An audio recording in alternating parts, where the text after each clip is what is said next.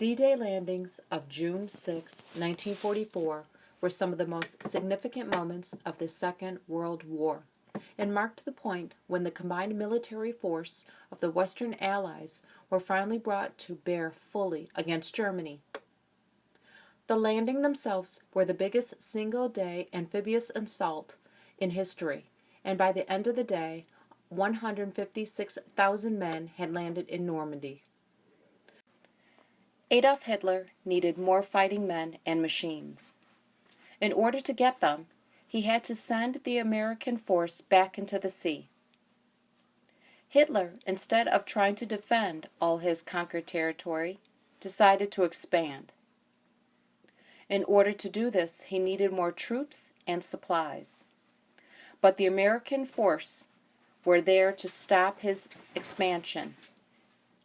In order for Hitler to get what he wanted, he needed to stop the invasion of Normandy.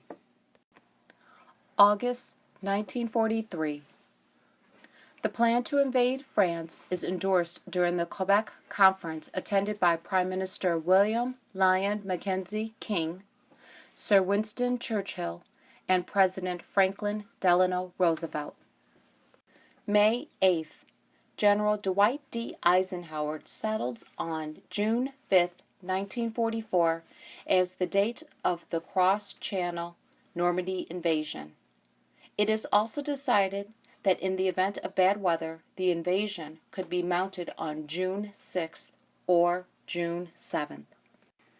Amid tight security and great secrecy, Canadian, British, and American forces are concentrated on the south coast of England. The camps are sealed and no one can enter or leave without special authorization. June 5th, 1944. The massive invasion force begins to cross the English Channel, heading for the Normandy coast. June 6th, 1944. 2 years after the disastrous raid at Dieppe and 4 years after the evacuation at Dunkirk, the Allies are returning to France. In the very early hours, airborne divisions jump or glide down onto the flanks of the invasion areas to seize key bridges and road junctions. More than 7,000 vessels participate in the invasion fleet, which is covered by aircraft from some 170 squadrons. The main invasion force lands on 5 sectors or beaches codenamed from west to east: Utah, Omaha, Gold, Juno, and Sword. Before the invasion, General Charles de Gaulle gave a motivating message to his troops.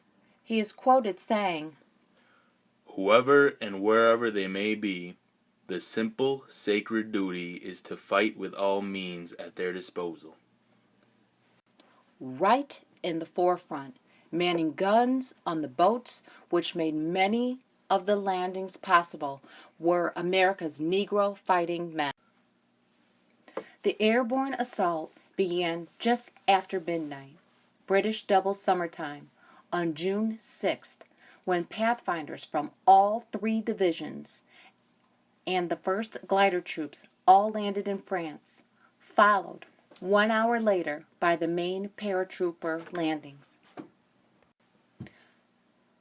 The beach landings were preceded by a massive naval and air bombardment, which has generally disappointing results.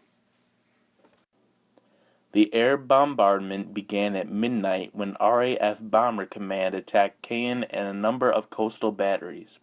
At first light, 1,200 B-17s and B-24s attacked the beaches on the Calvados coast, but the poor visibility meant that the vast majority of bombs overshot their targets. June 7, 1944.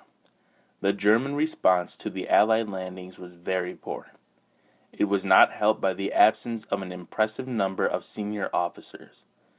Rommel, who had always claimed that the first 24 hours after the landings would be crucial, was absent for most of D-Day. Allies had destroyed bridges that connected patrol units which broke up German communications. This hindered reinforcements from reaching German defenses in a timely manner. August 16th, 1944. The Canadians fight their way into Falaise. Soon, most of the German forces in Normandy, between 150,000 and 200,000 men, are trapped in a pocket. Thousands of Germans manage to escape as the opening in the pocket is closed even tighter. In a few days, the gap will firmly shut and the enemy will be either defeated or on the run. By the end of June 6th, the Allies have landed 155,000 troops on the French coast at a much lower cost than had been expected. Even the battle for Omaha Beach had been less costly than the planners had feared.